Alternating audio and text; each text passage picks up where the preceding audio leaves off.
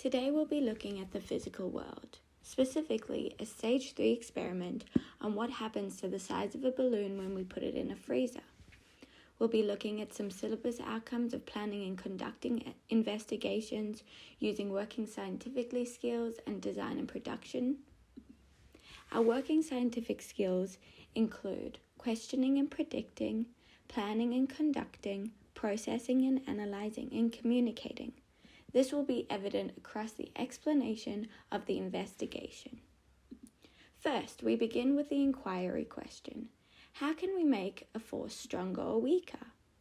We then ask, what happens to the size of a balloon when we put it in the freezer?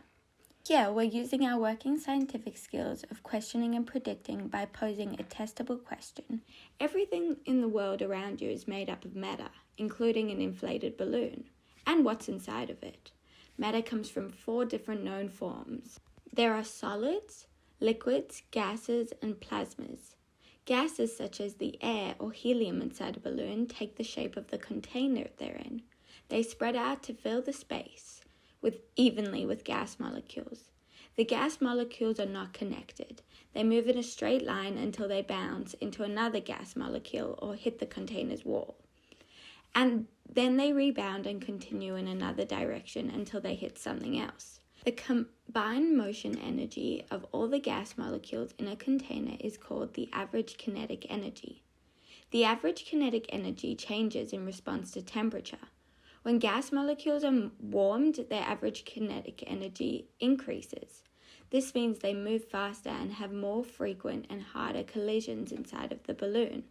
When cooled, the kinetic energy of gas molecules decrease, meaning they move slower and have less frequent and weaker collisions. Therefore, the aim of our experiment is to observe the balloon and notate any changes in size when it's placed in the freezer over a period of 2 hours, removing it every half an hour to measure circumference. Our hypothesis states, comparing to leaving a balloon in room temperature, the balloon is more likely to shrink when it is placed in a cold environment. Here we're using the working scientifically skills of posing testable questions and making predictions.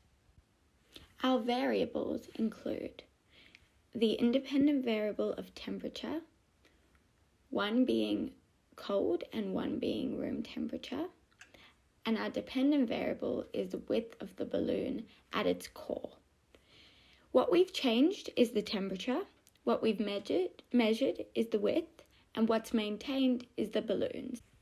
Our materials include 6 balloons, a freezer with space in a room to store the balloons, string, ruler or measuring tape, a marker, recording worksheet, and a timer. Firstly, you need to make sure your freezer has enough space to fit all the inflated balloons inside, and you have the space to fit 3 balloons in the room. Begin the experiment by blowing up the 6 balloons to the exact size. It often helps to have a helper nearby to hold the balloon before you tie it to measure it and make sure they're all the same size. Once the balloons are all the same size, tie a knot at the bottom.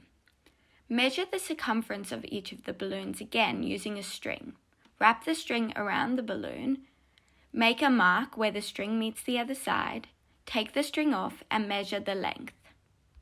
Notate the starting lengths on the worksheet that you have created to measure and communicate findings.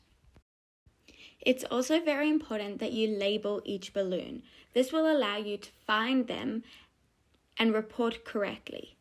I have labeled my balloon B1, B2, B3 and noted the location. For example, I have B1 freezer, B1 room. I have 0, 30, 1 hour, 1 hour and 32 hours written on the balloon, and I report in Texter the circumference next to it as the time goes by. Our results are in line with our prediction. The balloons in the room did not change at all from the time of 0 minutes to 2 hours, while the balloons in the freezer did experience minimal yet observable decreases in size over the 2-hour period. Therefore, we can conclude that the balloons in the freezer decreased in size while the balloons in the room did not. It's extremely important that we use this information correctly when communicating our findings. Therefore, I decided to work out the averages of the balloons in the room and the balloons in the freezer and create a line graph to communicate and visualize the findings correctly. Here, I'm extending on my design and production solutions in order to use appropriate technologies to facilitate the communicating of my findings. So today we learned that balloons shrink in size when temperature decreases, while there's no difference to balloons when the temperature remains the same.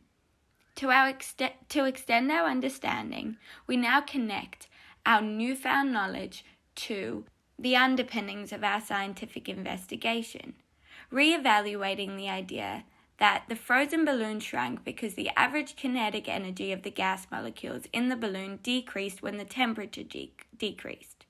This made the molecules move slower and have less frequent and weaker collisions inside the balloon wall.